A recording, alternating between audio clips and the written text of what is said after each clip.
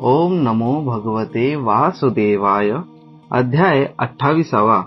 अष्टांग योगाचा विधी. श्री भगवान म्हणतात, हे माते, आता मी तुला सबीज ध्येय स्वरूपाच्या आलंबनाने युक्त योगाचे लक्षण सांगतो. त्यामुळे चित्त प्रसन्न होऊन परमात्माकडे प्रवृत्त होते.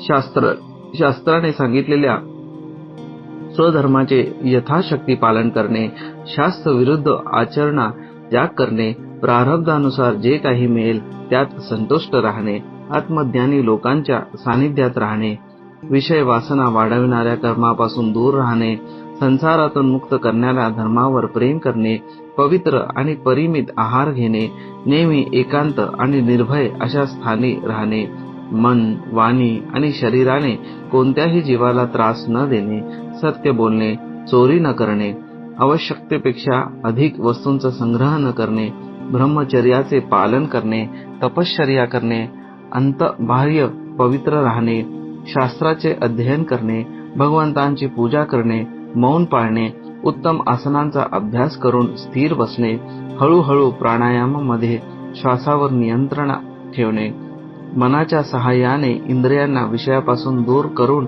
हृदयात आणणे, मूलाधार इत्यादी कोणत्याही एका चक्रात मनासहित प्राणाला स्थिर करणे, नेहमी भगवंतांच्या लीलांचे चिंतन करणे आणि चित्ताला सम राखणे, तसेच व्रत, दानादी दुसऱ्या साधनांनी सुद्धा सावधानतेने प्राणांवर नियंत्रण ठेवून बुद्धीच्या द्वारा आपल्या कुमार्गाकडे धावणाऱ्या चित्ताला हळूहळू एकाग्र करून परमात्म्याच्या ध्यानामध्ये लावावे. प्रथम आसन जय साधावा. नंतर प्राणायामाच्या अभ्यासासाठी पवित्र ठिकाणी आसन तयार करावे. त्यावर शरीर सरळ आणि स्थिर ठेवून सुखपूर्वक बसून अभ्यास करावा. प्रथम डाव्या नाकपुडीने पूरक करून कुंभक करावा आणि उजव्या नाकपुडीने रेचक करावा, किंवा या उलट उजव्या नाकपुडीने पूरक करून कुंभक करावा आणि डाव्या नाकपुडीने रेचक करावा. यामुळे प्राणमार्ग शुद्ध होऊन चित्त स्थिर आणि निश्चल होईल. जसे वायू आणि अग्नीने तापवलेले सोने आपल्यातील मळ बाहेर काढून टाकते, त्याचप्रमाणे ज्या योगी प्राणवायूला जिंकतो त्याचे मन अतिशय लवकर शुद्ध होते.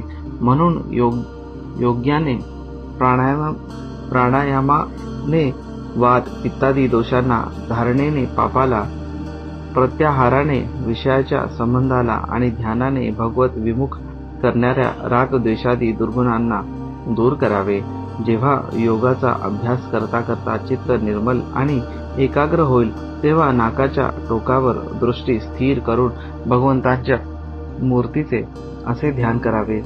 भगवंतांचे मुखकमल आनंदाने प्रफुल्लित आहे, नेत्र कमल कोशाप्रमाणे लालसर आहेत, शरीर नील कमल दलाप्रमाणे श्यामवर्णाचे आहे. त्यांनी हातामध्ये शंख, चक्र आणि गदा धारण केली आहे. कमळातील केसराप्रमाणे त्यांचे पिवळे रेशमी वस्त्र शोभत आहे. वृक्षस्थळावर श्रीवत्सल चिन्ह आहे आणि गळ्यामध्ये कौस्तुभमणी झगमगत आहे. वनमाला पायापर्यंत रुळत आहे. तिच्या चारी बाजूला भ्रमर सुगंधाने मोहित होऊन मधुर गुंजारव करत आहे.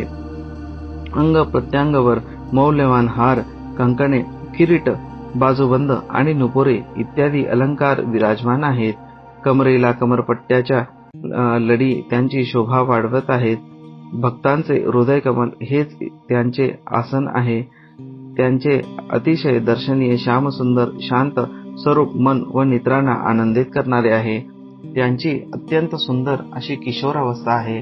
ते भक्तांच्यावर कृपा करण्यासाठी आतुर झालेले आहेत. मोठी मनोहर मूर्ती आहे. नेहमी सर्व लोकांनी त्यांना वंदन केले आहे. त्यांचे पवित्र यश परम कीर्तनीय आहे आणि ते पुण्य श्लोक भक्तांचेही यश वाढवणारे आहेत. अशा प्रकारे श्री नारायण देवाचे संपूर्ण अंगासहित जोपर्यंत मन चित्त तेथून हटत नाही तोपर्यंत ध्यान करावे. भगवंतांच्या सर्व लीला अतिशय दर्शनीय आहेत, म्हणून आपल्या आवडीनुसार उभे असलेले चालत असलेले, बसलेले, पहुडलेले किंवा अंतःकरणात स्थिर असलेले अशा त्यांच्या स्वरूपाचे विशुद्ध भावयुक्त चित्ताने चिंतन करावे. अशा प्रकारे योग्याची जेव्हा खात्री होईल की भगवत स्वरूप चित्त स्थिर झाले आहे, तेव्हा त्यांच्या सर्व अवयवांमध्ये लागलेल्या चित्ताला विशेष रूपाने एकेका अवयवांमध्ये लावावे. प्रथम भगवंतांच्या चरणकमलाचे ध्यान करावे. ती वज्र, अंकुश, ध्वज आणि कमल या मंगल चिन्हांनी युक्त आहे. तसेच ती आपल्या उंच व लाल शोभायमान नखचंद्रमंडलाच्या चंद्रिकेने भक्तांच्या हृदयातील अज्ञानरूप घोर अंधकार दूर करतात. ही चरणकमल धुतलेल्या पाण्यापासूनच जी नद्यांमध्ये श्रेष्ठ गंगा नदी प्रकट झाली होती, तिचे पवित्र जल मस्तकावर धारण केल्यामुळे श्री महादेव अधिक मंगलमय झाले. ती ध्यान करण्यासाठी पापरूप पर्वतावर सोडलेल्या इंद्राच्या वज्राप्रमाणे आहेत. भगवंतांच्या अशा चरणकमलांचे चिरकालपर्यंत चिंतन करावे. नंतर भवभयहरी अजन्मा श्री हरींच्या दोन्ही पिंडऱ्या तसेच गुडघ्यांचे ध्यान करावे, ज्यांना विश्वविधाता ब्रह्मदेवाची माता सुरांनी वंदिलेली कमललोचना लक्ष्मी आपल्या मांड्यांवर ठेवून आपल्या कांतिमान हात रूप पलवांनी हळुवारपणे चुरत असते. अळशीच्या फुलांप्रमाणे नीलवर्ण आणि बलवान अशा गरुडाच्या खांद्यावर शोभणाऱ्या भगवंतांच्या मांड्यांचे ध्यान करावे. त्यानंतर ज्यावर सोन्याचा कवरपट्टा शोभत आहे अशा टाचेपर्यंत नेसलेले पितांबर आच्छादित नितंबाचे ध्यान करावे. नंतर जेथून ब्रह्मदेवाला आधारभूत सर्व लोकमय कमळ प्रकट झाले अशा संपूर्ण लोकांचे आश्रयस्थान असलेल्या भगवंतांच्या पोटावर असणाऱ्या नाभी सरोवरचे ध्यान करावे. नंतर प्रभूंचे श्रेष्ठ अशा पाचूच्या मण्याप्रमाणे असणाऱ्या दोन्ही स्तनाचे चिंतन करावे, जे वक्षस्थळावर पडलेल्या शुभ्र मोत्यांच्या हारांच्या किरणांमुळे गौर वर्णाचे दिसतात. त्यानंतर महालक्ष्मीचे निवासस्थान आणि लोकांचे मन व नेत्रांना आनंद देणारा पुरुषोत्तम भगवानांच्या वक्षस्थळाचे ध्यान करावे.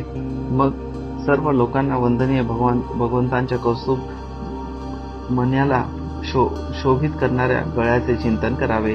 समस्त लोकपालांना आश्रयभूत अशा भगवंतांच्या चारी भुजांचे ध्यान करावे, ज्यामध्ये धारण केलेले कंकण इत्यादी अलंकार समुद्र मंथनाच्या वेळी मंदर पर्वताच्या धुसळ्याने अधिकच तेजस्वी झाले आहेत. तसेच ज्याचे तेज असह्य आहे त्या सहस्र आर्यांच्या सुदर्शन चक्राचे आणि त्यांच्या कर कमळात राजहंसाप्रमाणे विराजमान असणाऱ्या शंखाचे चिंतन करावे.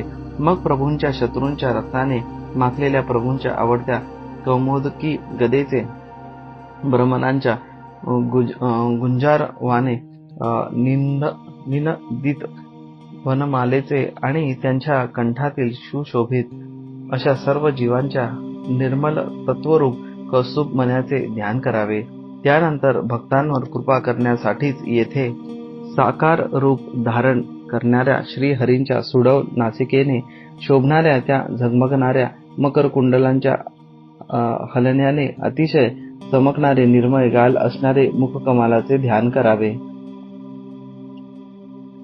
काळ्या भोर कुरळ्या केसांनी मंडित असे मुखकमल आपल्या सौंदर्याने भ्रमरांनी सेवन केलेल्या व माशांच्या जोडीने युक्त अशा कमल पुष्पला सुद्धा फिके करीत आहे.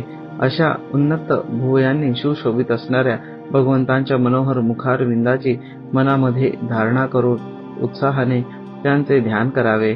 भगवंतांच्या कृपापूर्ण हास्ययुक्त अमर्याद प्रसादाचा वर्षाव करणाऱ्या आणि भक्तजनांच्या अत्यंत घोर अशा तिन्ही तापांना शांत करण्यासाठीच प्रगट झालेल्या दृष्टीचे भक्तिभावाने अंतःकरणात दीर्घकाळ ध्यान करावे. श्रीहरींचे हास्य शरणागत भक्तांच्या शोकाने उत्पन्न होणाऱ्या अश्रूंना सुकविते. तसेच मुनिजनांच्या हितासाठी कामदेवाला मोहित करण्यासाठीच श्रीहरींनी आपल्या मायेने रचलेल्या विशाल भुवयांचे ध्यान करावे. ध्यानासाठी योग्य तसेच ओठांवरील अत्यधिक लालसर रंगामुळे कुंद कळ्यांसारख्या शुभ्र छोट्या छोट्या दातांवर लाली शोभणाऱ्या, आपल्या हृदयात विराजमान असणाऱ्या श्रीहरींच्या खळखळून हसण्याचे अत्यंत प्रेमाने ध्यान करावे. अशा प्रकारे ध्यानात तन्मय होऊन त्याशिवाय दुसरा कोणताही पदार्थ पाहण्याची इच्छा करू नये. अशा प्रकारे ध्यानाच्या अभ्यासाने साधकाचे श्रीहरींविषयी प्रेम उत्पन्न होते. त्यांचे हृदय भक्तीने भरून येते. आनंदातिरेकाने शरीर रोमांचित होऊ लागते. उत्कंठाजनित प्रेमाश्रूंच्या धारात तो वारंवार आपल्या शरीराला ज्ञायू घालतो आणि नंतर मासे पकडण्याच्या गळाप्रमाणे श्रीहरींना आपल्याकडे आकर्षित करण्याचे साधन असलेल्या आपल्या चित्तालाही हळूहळू ध्येय वस्तूपासून बाजूला सारतो. जसे तेल संपल्यावर दिव्याची ज्योत आपल्या कारणरूप तेज तत्वांमध्ये लीन होऊन जाते, त्याचप्रमाणे आश्रय, विषय आणि आसक्ती रहित होऊन मन शांत ब्रह्माकार होते. ही अवस्था प्राप्त झाल्यावर जीव गुणप्रवाहरूप देहादी उपाधीपासून वेगळा झाल्यामुळे एका परमात्म्यालाच सगळीकडे व्यापून असलेला पाहतो. योगाभ्यासाने प्राप्त झालेल्या चित्ताची अविद्यारहित लयरूप निवृत्ती झाल्याने आपल्या सुखदुःख रहित ब्रह्मरूप स्थितीत स्थिर होऊन परमात्मा तत्वाचा साक्षात्कार करून घेतल्यावर तो योगी ज्या सुखदुःख भोगण्याला प्रथम अज्ञाने आपले स्वरूप समजत होता, त्याला आता तो अविद्यारूपी अहंकारात पाहतो. जसे मदिरेने धुंद झालेल्या पुरुषाला आपल्या कमरेवरच्या वस्त्राची शुद्ध राहत नाही, तसेच अंतिम अवस्थेला प्राप्त झालेल्या योग्यालाही आपल्या देहाचे उठणे, बसणे किंवा दैववशात कुठे जाणे किंवा परत येणे याविषयी काहीच ज्ञान नसते, कारण तो परमानंदमय स्वरूपात स्थिर असतो. त्याचे शरीर पूर्वजन्मीच्या संस्काराच्या अधीन असते. म्हणून जोपर्यंत त्याचे पूर्वीचे प्रारब्ध शिल्लक आहे तोपर्यंत तो इंद्रियासह जिवंत असतो. परंतु त्याला समाधीपर्यंत योगाची स्थिती प्राप्त झाली आहे आणि ज्याचे परमात्मा तत्वाला चांगल्या प्रकारे जाणले आहे, तो सिद्ध पुरुष साऱ्या प्रपंचासह या शरीराचा स्वप्नात जाणवणाऱ्या शरीराप्रमाणे पुन्हा स्वीकार करीत नाही. पुन्हा त्यात मी माझे पण ठेवत नाही. जसे अत्यंत स्नेहामुळे पुत्र आणि धनामध्ये वाटणारा आपलेपणा विचारांती नाहीसा होऊन मनुष्य त्याच्यापासून स्वतःला वेगळा मानतो, त्याप्रमाणे योगी ज्या देहाला आपला आत्मा मानत होता त्यापेक्षा आपण वेगळाच असल्याचे जाणतो.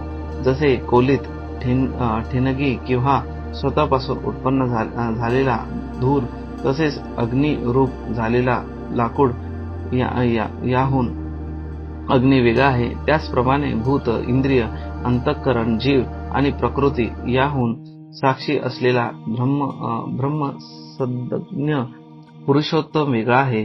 जसे देहदृष्टीने जरायुज, अंडज, स्वेजज आणि उद्भिज चारी प्रकारचे प्राणी पंचभूत मात्र आहेत, तसेच संपूर्ण जीवांमध्ये आत्म्याला आणि आत्म्यामध्ये सर्व जीवांना अनन्य भावाने व्यापलेले पाहावे. जसा एकच अग्नी निरनिराळ्या लाकडात त्याच्या वेगळेपणामुळे निरनिराळ्या आकाराचा दिसतो, तसेच देव मनुष्यादी शरीरात राहणारा एकच आत्मा आपल्या आश्रयाच्या गुणभेदामुळे भिन्न भिन्न प्रकारचा भासतो. म्हणून भगवंतांच्या भक्त जीवाच्या स्वरूपाला झाकणाऱ्या कार्यकारण रूपाने परिणामाला प्राप्त झालेल्या भगवंतांच्या या अचिंत्य शक्तिमय मायेला भगवंतांच्या कृपेने जिंकून आपल्या वास्तविक स्वरूपात ब्रह्मरूपात स्थित होतो. अध्याय 28 समाप्त. हरिओम तत्सत.